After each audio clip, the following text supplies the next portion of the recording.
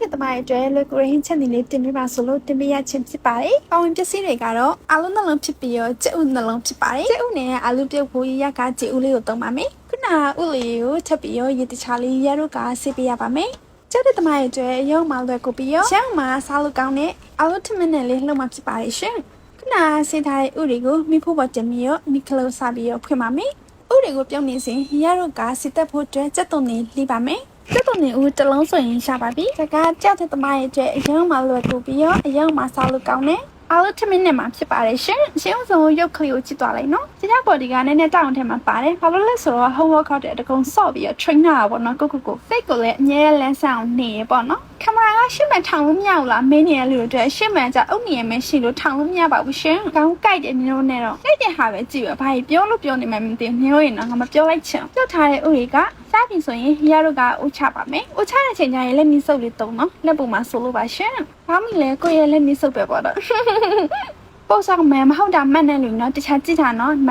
တဲဦးနေရလက်မြဟိုနေလိုက်မှာနော်ပြီးရင်တော့ရတို့ကစီချက်ပါမယ်တင်းနည်းမောက်ဆိုရင်မြန်မာနိုင်ငံနည်းမောက်ပါနော်စစ်ပါနည်းမောက်စစ်ပါမမီပုတ်ပေးထားတဲ့နည်းမောက်ပါစေပူလိုက်ပြီဆိုရင်တော့ရတို့နည်းမောက်ချက်မယ်ပြီးရင်မွေပါမယ်ပြီးရင်တော့ရတို့ခုနကလီထားတဲ့ကြက်သွန်လေးလေးတစ်လုံးနဲ့လီထားဆိုတော့ဒီလောက်ပဲရပါမယ်စီပူလိုက်ပြီဆိုရင်တော့ဒီဦးတွေကိုရတော့ကချက်ပါမယ်တေချာလေးကိုချက်ပြီးပါစင်ပါဆိုလို့ပါနော်ဒီနေရာမှာစက်သွန်လေးမတူတောင်တတိထားပြီးတော့မှွေပေးရပါမယ်စီချက်လည်းချက်ပြီးသွားပြီဆိုတော့ဒီခွက်ကလေးရဆိုရင်ရဂျပန်ဆိုင်ရဝယ်လာနော်အရန်လာလို့ချစ်စရာကောင်းလို့ဝယ်လာပေါ့နော်အဲ့ဒီခွက်တွေကိုရကစီချက်တီချက်ပါမယ်ပြီးရင်တော့အရာတော့ခုနကပြုတ်ထားတဲ့ဥလေးကိုရေးစင်မယ်ပြီးရင်တော့အခွန်လေးတေချာလေးနှွာပေးရမယ်ပေါ့နော်အားလုံးရဲ့အခွန်နှွာပေးသွားပြီဆိုရင်တော့ဒီလိုဝင်လေးရှာပါတယ်တေချာလေးတော့အခွန်နှွာပေးရမယ်နော်စကားမစဲရရှိတဲ့အပြစ်မဲ့ဆိုတစ်ချက်ပို့ပြီးတော့နောက်ထပ်ရဆိုးပါရင်နော်နှွာထားတဲ့အားလုံးတွေကိုရက